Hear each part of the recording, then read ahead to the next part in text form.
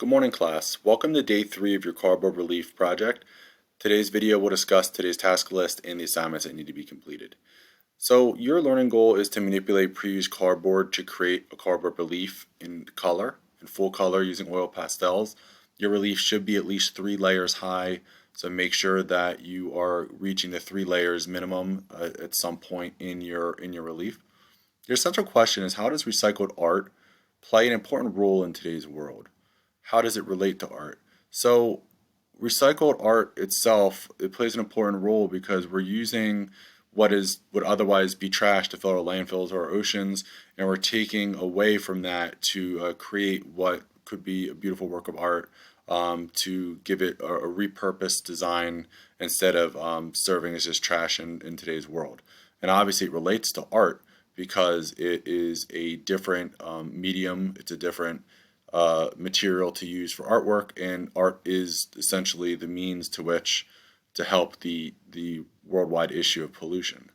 And then lastly, vocabulary word for today is texture. We're going to be discussing that and how you can add texture to your project. So your first task is to watch the texture video. This will give you all of the entrance ticket questions and answers for today. Once you've watched that, just complete your entrance ticket. Your questions are: what is texture, and how can adding texture in your relief increase viewer engagement? So please make sure you watch the video. All the answers for both questions are in there. There's also examples which you will find beneficial as you progress on your project today.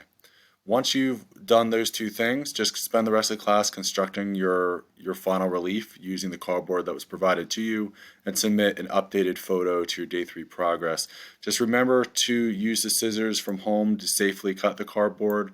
Once you're done cutting all your layers, you just glue them to the base before adding any colors with the pastels.